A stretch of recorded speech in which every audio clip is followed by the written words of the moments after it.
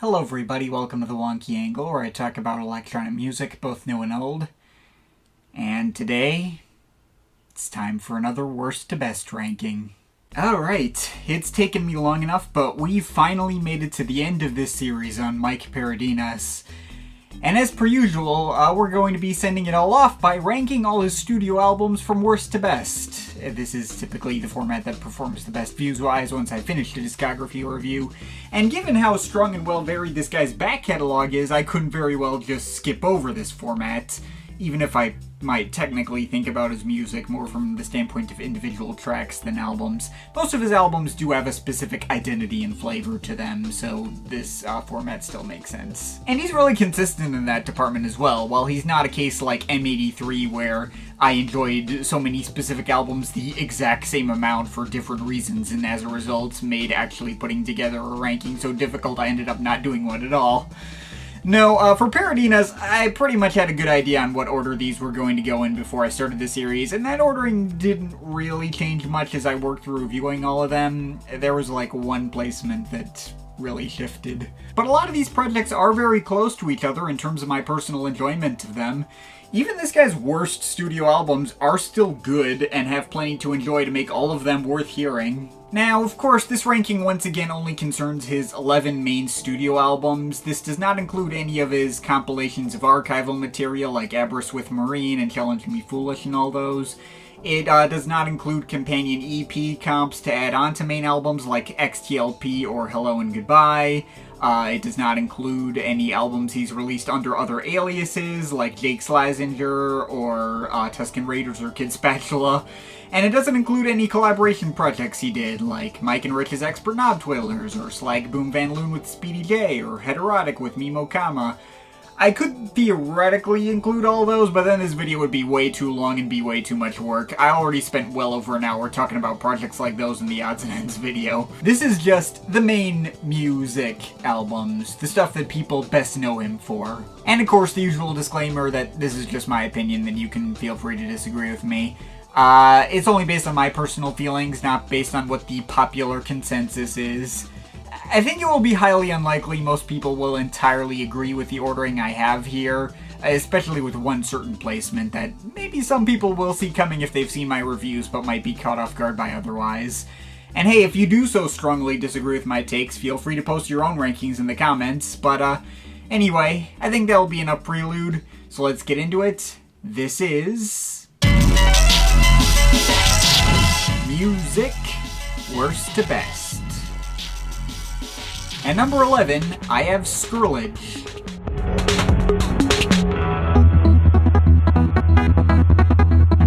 Truth be told, these bottom two picks were a lot closer call than you might think. Like this one I ended up defaulting to because it's the album in his catalog that has the least of a specific flavor to it and the one that seemed to personally matter to him least in the moment. It was just an album of his generically doing his usual Mike Paradinas things as a way to get himself back in the rhythm of composing and releasing new music, which he hadn't done in several years.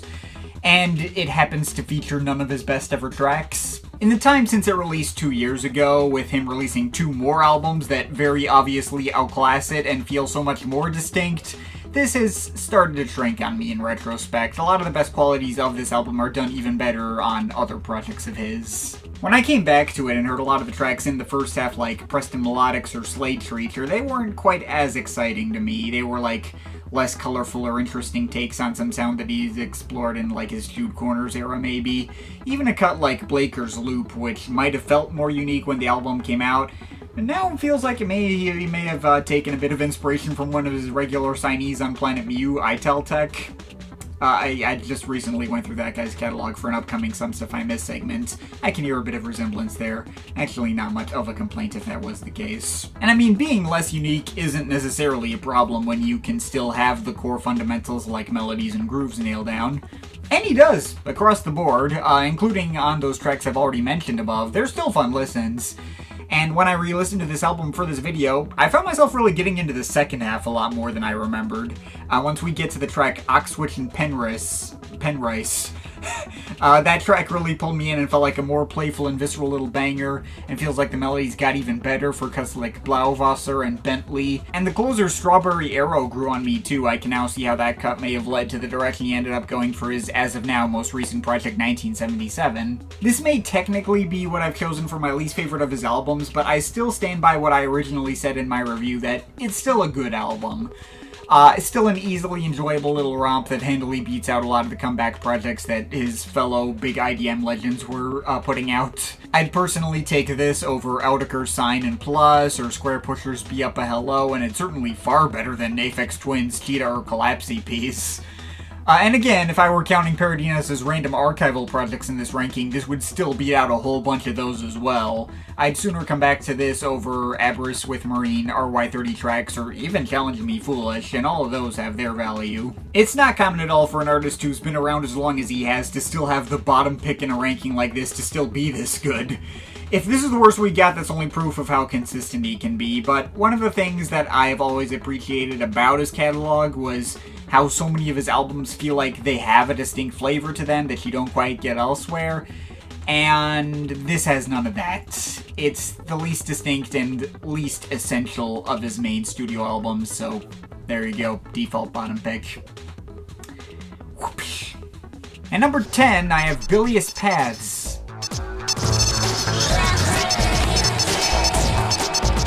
I think, technically speaking, I might get less personal enjoyment out of this album than I do out of Scourge. I even said in my review of this album that I considered it to be my least favorite of his albums, just thanks to the more openly abrasive and edgy style of this one being less to my personal taste.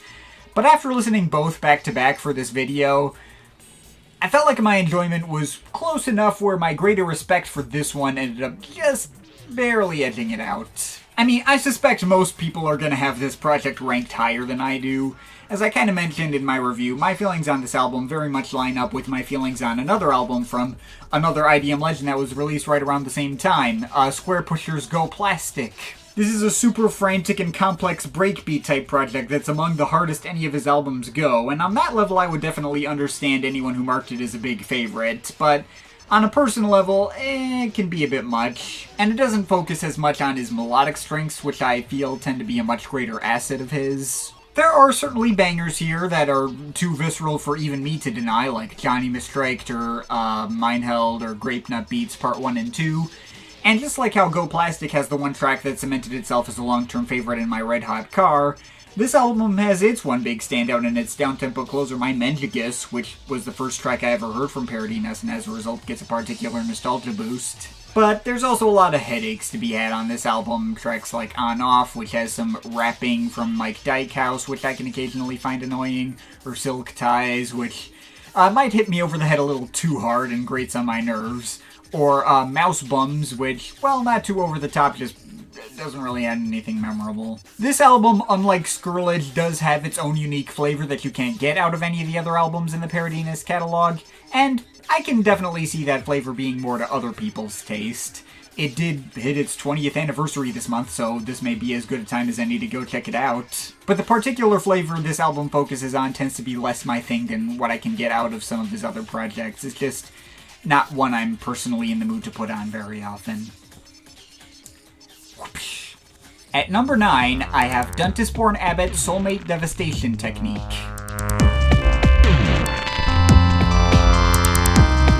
Okay, now this one might be ranked a bit higher than I think most people have it, and I don't even have it ranked that high. I did not see very much enthusiasm or positivity for this project when I reviewed it, and a lot of my comments were basically just going off on the jump scare at the end of the last track. By the way, yeah, the last track is a really big jump scare at the end of it.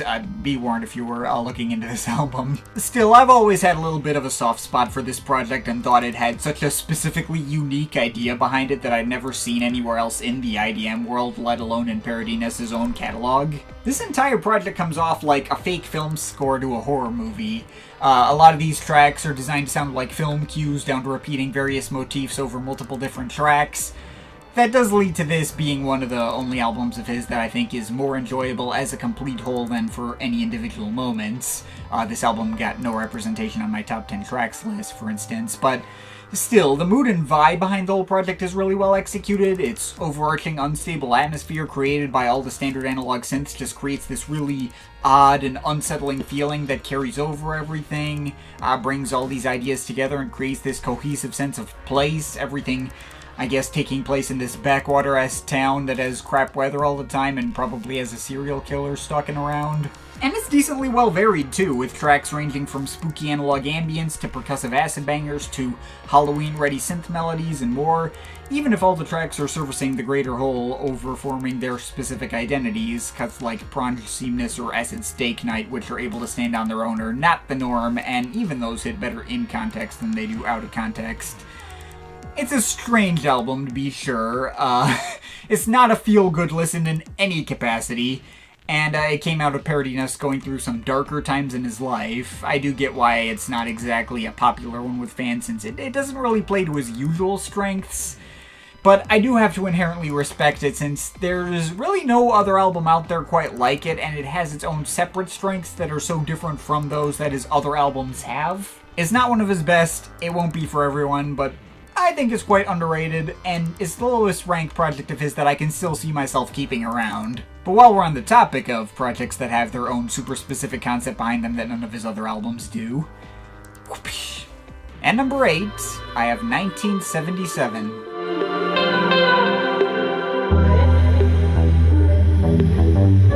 Alright, next up we got the new one that came out this year. Yeah, this was a really interesting one, Paradinas going out of his way to make his most ambient-centric work yet. And it went over pretty well, I'd say. Maybe you wouldn't necessarily expect a Mike Paradinas ambient album to work this well, given a lot of his most iconic work is on the more banger-heavy side. Although it is fitting for the more settled-down direction his more recent work has gone, and it kinda paints the usual sound you'd already expect out of him in a new and interesting light. What I like the most about this project is how well varied it is. Trying to strip his sound down to the most low-key of arrangements still resulted in so many different sounding ideas. He could make warm and fuzzy nostalgic melodies like those on 4 AM and Burnt Orange.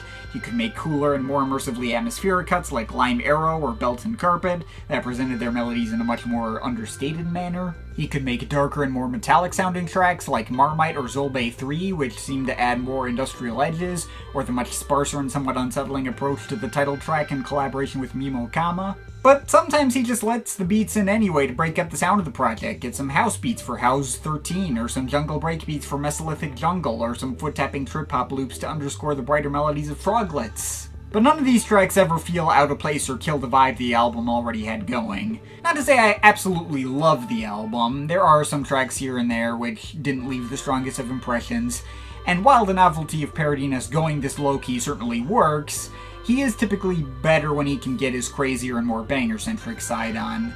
It's an all-around successful experimental detour, but an experimental detour nonetheless. Still, I obviously enjoyed it quite a bit and I can easily recommend it to people. It's mainly only this low because he has other projects that can feel like a bigger and more important deal than this. And certainly no more important than this next one. Whoopsh. And number 7, I have Lunatic Harness.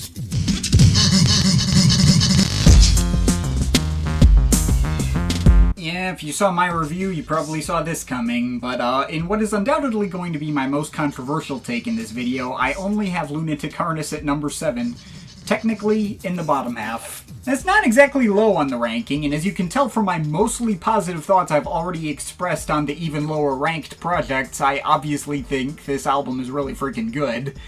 But I expect the overwhelmingly vast majority of people who come across this video have this album ranked in the number 1 spot. Hey, I really like the album and all. I can certainly see why some people might gravitate towards it as their favorite. It is the first moment at which music albums really started to have their own specific flavors and sounds to them that only they have. It does have a more chill sound on average than a lot of his previous projects, while also focusing a lot more on frantic drill and bass breakbeat workouts. There are lots of moments of brilliance scattered throughout, the complex change-ups and playful synth xylophone plinks of Brace Yourself Jason and My Little Beautiful, the warmer melodic approach to Hasty Boom Alert and Catkin and Teasel, the particularly catchy whistling hooks on Mushroom Compost, the more austere approach to Secret Stair Parts 1 and 2, and the banging beatbox samples of the title track, Or for my personal favorite, the absolutely crushing epic that is Approaching Menace, combining mildly creepy movie soundtrack synth strings with some of his most visceral and heavy distorted breakbeats ever.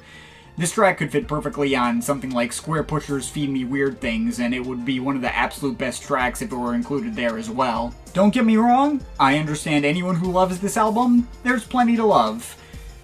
What I never understood was the sheer disparity in popularity between it and everything else he's made. It's a really good album, yeah, but that much better than all his other albums? So much better that all the professional critics keep using it as the standard yardstick to compare all his other work to? So much better that it has to get mentioned every other time he promotes a new album? So much better that to lots of people this is literally the only Mike Paradinas album that matters? And that feels like a bit much. The hype this album gets can sometimes reach an extent that feels like an active disservice to his other albums. This album has plenty of good melodies, but I wouldn't say they're all his best melodies. This album has lots of visceral beat work, but he's done more visceral stuff before. This album even has some nice chill atmosphere in moments, but he's done that better too on albums I have ranked lower than this. I guess it could work as like a jack-of-all-trades kind of album that people can use as a starting point to get into him without having the somewhat intimidating double album lengths of his previous projects, or their most abrasive moments. But I don't know, if you ask me, all the earlier albums were just as, if not significantly more consistent and featured even higher high points. They did so much more for me personally to get the hype behind him than this album ever did. And some of his longer albums feel like they go by faster than this one does, and without featuring duds like Wannabe or more average filler like Plainville or London. Maybe this is just a personal thing. I obviously saw lots of love for the album in my comments when I reviewed it, and if it is your number one pick, that'll make perfect sense to me. I just think he has plenty of other albums deserving of the same level of success, if not more. In fact, while I'm being controversial, there's another album of his that I think does this whole, I guess, chill melodies and drum and bass breakbeat sound even better. At number 6, I have Magic Pony Ride.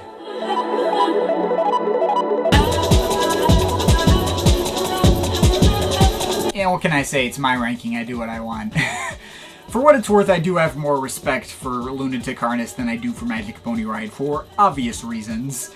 Not just for regular old historical value, but there's obviously way more creativity and interesting ideas going into that album, where this album is pretty much just doing the same idea over and over with almost no variation.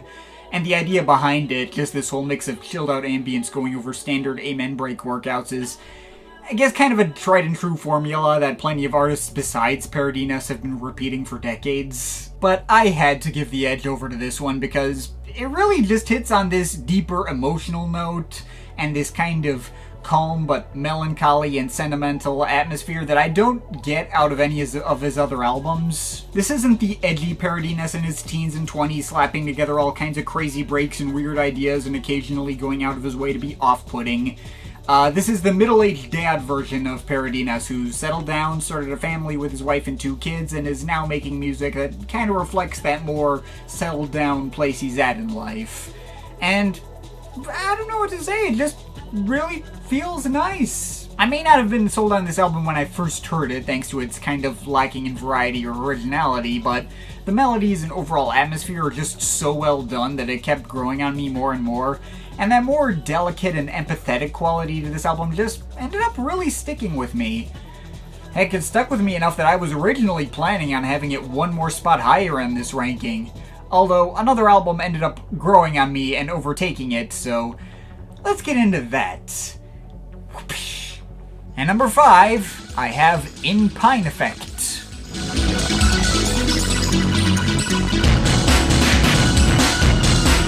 Now, when I reviewed this album, I was kind of more down in the middle with it, and my main gripe with it was that it doesn't really do anything so special that his first 2 albums didn't already do even better, and that does still stand. But at the same time, after I put out my video and time has gone on, I've been appreciating this one more and more. This album can be a little all over the place and a little front-loaded, but man, are its best moments really something special.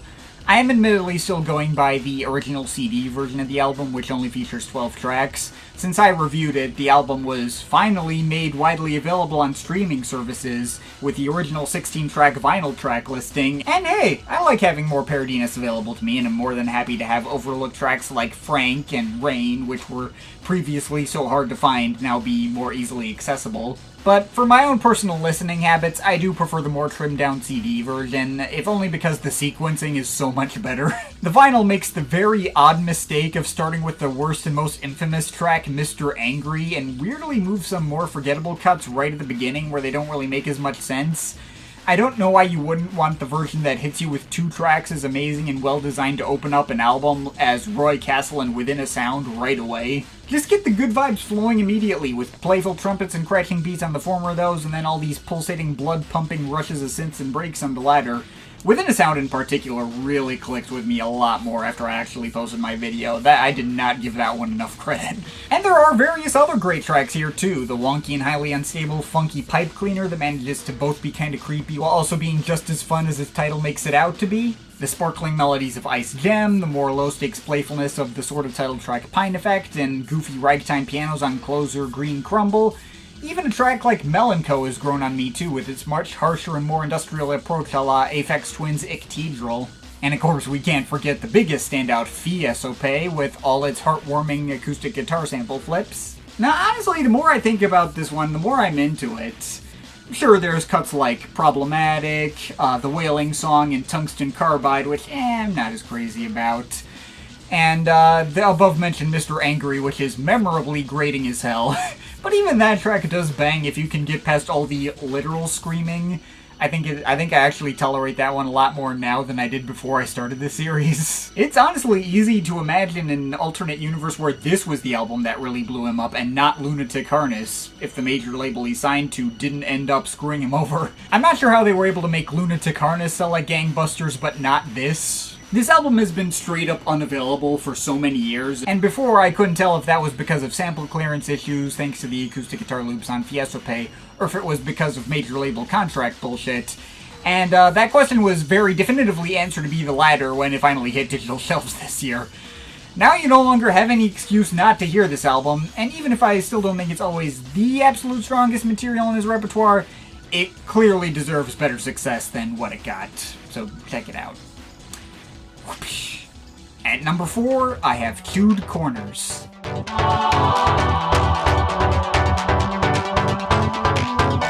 Out of all the projects Paradinas has put out after the 90s, I think this has to be my personal favorite out of all of them. I always have to think about how this album must have hit when 6 years earlier we'd come off an album like Dunce's Born Abbots, which was so somber and creepy and an all-around feel-bad listen, only for the next album to be the complete opposite in every conceivable way. Created while Paradinas was in a much healthier place mentally after he'd gotten married to µ-Ziq and put out some music in collaboration with her under the name Heterotic. He delivered this album, some of his brightest, happiest, and most colorful and melodic work to date.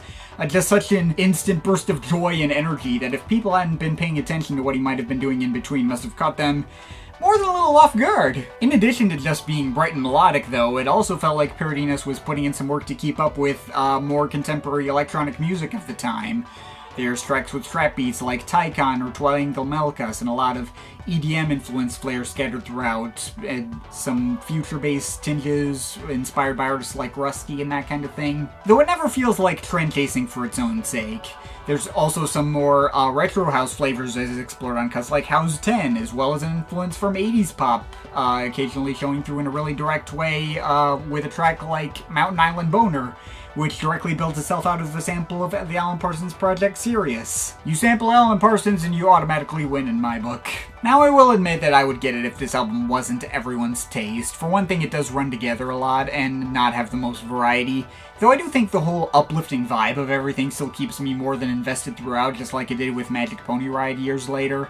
And any complaints I might level at it go out the window by the time we reach the closer weakling Paradinas, which, I mean, do I even have to say anything more about that track? I already just marked as my number 1 favorite track of his overall in my top 10 tracks video, even over bigger classic tracks of his from the 90s. I think this project is a bit of an overlooked gem in the IDM world and really goes to show that Paradinas never lost his touch even decades after his prime. And this album just hit its 10-year anniversary this month, so good a time as any to go back and check it out if you haven't yet already. Whoopsh. And number 3, I have Royal Astronomy.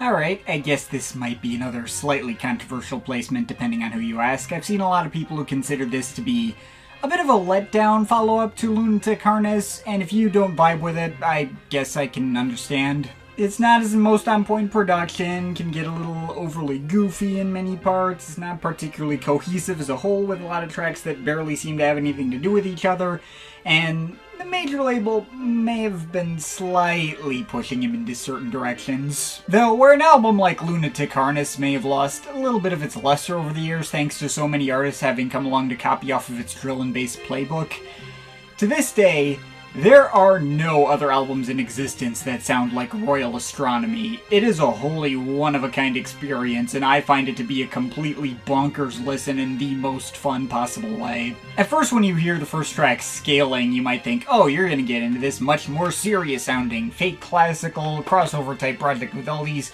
bombastic synth strings and grand MIDI orchestrations. But then you get to the Huichi song, which takes those same MIDI orchestras and places them next to all this goofy late 90s DJ scratching, and this album officially shows its true cartoonish colors. The album rockets off in so many wildly varied directions that there's never a dull moment, from off-kilter indie rock vocal harmonizing over squelching synths on Autumn Acid, to crashing drum and bass breakbeats, acid synths, and more hip-hop samples on cuts like the Motorbike track or Burst Your Arm, or even a bit of trip-hop influenced vocal pop on a cut like The Fear featuring Kazumi. Somehow Paradinas manages to juggle all these sounds from the fake orchestral stuff to the breakbeat and hip-hop stuff and everything else in such a way where they still feel like they belong together in their own odd way and add up to something greater than the sum of their parts. Like maybe the whole thing could be the soundtrack to some 90s animated TV show starring some kid who wears a backwards baseball cap and, like, defeats over-the-top evil overlords by skateboarding or something like that, I don't know. And it is so uniquely charming in such a way that I've never heard in the same way out of any other album. But as ridiculous and often tongue-in-cheek as it gets, it does have enough room to get serious every now and then with a few genuinely emotional moments. Especially when it comes to the closer, Goodbye, Goodbye, which is one of the strongest finishes to any of his albums. I'd say the second strongest behind the Chewed Corners. The album can absolutely be viewed as a goof and a novelty, and sometimes treats itself as such, but it's one that's kind of more in the orbital altogether sense, where the off-the-wall goofy veneer is never used as an excuse to make more shallow music. And even then, it feels like there's more of an obviously genuine heart behind this album than even a project like that. The fact that something this odd is in his catalog at all, which may not be everyone's cup of tea, I think speaks a lot to the depth and versatility and imagination that Paradinas is capable of at his best. But with all of that out of the way, that leaves only the top 2 picks in the ranking, and I'm sure you can guess exactly what those are. Whoopsh. And number 2, I have Tango Invective.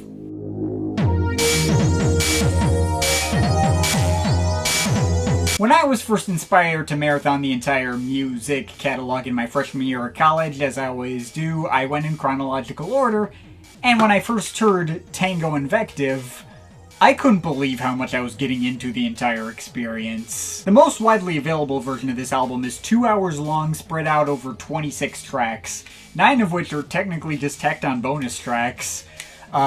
Most of them focused on the same kinds of ideas over and over, just delivering all these hyper-dense marching percussion that was just crazy, addicting, and danceable, with plenty of melodic flares that had a slightly poppier and jazzier flavor to them compared to those of his IDM peers like Aphex Twin and Nautica and all those. And there were no skips. Not a single track I didn't like out of all 26. 2 hours of basically the same stuff, and I was completely hooked from start to finish. I mean, I suppose that's technically not the same stuff over and over. There are a few more ambient-leaning tracks like ASOP and Burn Sienna, more metallic tracks which lean away from melodies like Ad Misericordiam or Disfight to Heimat or The Sonic Fox, or leaning away from both the beats and the melodies in the case of Beatnik number 2. But still, despite the length and all nearly feeling like a single continuous run of the same stuff, I loved all of it. With one listen to this album, I was like, oh wow, this guy really is a legend. I suppose not every track may be an album seller in its own right, but if you're not sold by tracks like the title track or Swan Vesta, I have to assume something must be broken inside of you. Very little in the IDM world makes me want to get up and dance like these tracks do, and the second I first heard those xylophones on a track like 51700 UV, I was officially a Mike Paradinas fan for life. This album is just so much visceral, in-your-face fun. I don't know how else to describe it. It kind of needs to be heard to be believed. And this year marks this album's 30th anniversary, so this is a good time as any to go check it out. How about that, 3 albums hitting a decade anniversary in the same year?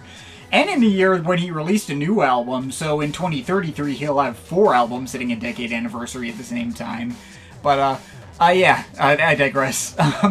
When the melodies on this thing aren't soaring and addicting, you're getting lots of crushing and exciting beat work, when even in its least interesting moments, this album is basically doing something similar to what Aphex Twin would go on to do 2 years later with I Care Because You Do, and even better. Tango Invective is truly one of the all-time greats when it comes to IDM, Paradinas proving his unmatched skills right off the bat. And even with all that, he still had so much great material left over that he could put together an entire 90-minute companion album less than a year later. And that companion album is what I consider to be his true masterpiece, so let's finally get into that. Whoopsh. At number 1, I have Bluff Limbo. Yeah, as if I was ever going to be putting anything else in this spot, Bluff Limbo is an album even more widely varied and imaginative than Royal Astronomy, and it's even an across-the-board improvement from Tango Invective that does all the same things as that album, but even better. Even more visceral distorted breakbeats, even more memorable classic melodies, with all these tracks that have so many different textures and crazy ideas that go in so many different directions that keep you guessing where the album might be going next. One moment you can get the friendly melodies over the hyper-distorted beatwork of Hector's House to pull you in, but then hit you with much stranger and more alien melodies and bizarre cascading percussion textures on a track like Commemorative Pasta. Tracks vary so wildly in energy, from low-key moody ambience on tracks like The Wheel, Ethereal Murmurings, or The Second Sick Porter, to smashing blown-out beats or bright melodies in your face like on Metal Thing number 3 or Dance 2 respectively. Tracks can get lighthearted and friendly like Nettle and Pralines, or dystopian and strange like Organic Tomato Yogurt, or perhaps something in between like Zombies. There's several tracks like Gobbots, Twangle Front, Make It Funky, or Rio Stand, which seem to start with one very simple idea but keep building upon them to more and more ridiculous levels until they're just an absolute transcendental clusterfuck.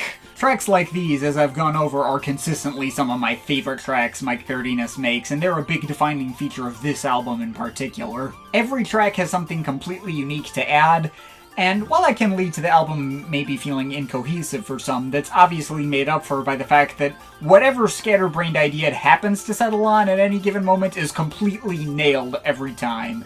Whatever mood Mike Paradinas wants you to be in, you will be into it. He will have willed you into it from how good the music is. I don't know what else to say that I haven't said lots of times already over the years, but yeah, Bluff Limbo isn't just my favorite µ-Ziq album, it's one of the greatest IDM albums of all time, and there was really no other valid option for me to put in the number 1 spot. And that's it. That's the ranking. We're finally done with the series. But of course, this is just my opinion. You can feel free to disagree with it, but I'd like to hear your thoughts, so leave the comments in the comment thing down there. Shout out to my Patreon supporters, they're awesome people. You want to add yourself to that list, link to my Patreon is in the description. Next discography review is going back to the 70s and early 80s, and we're going to be taking a look at just the early career of Tangerine Dream. So look forward to that. But yeah, that's pretty much it. That's all for today. See you next time.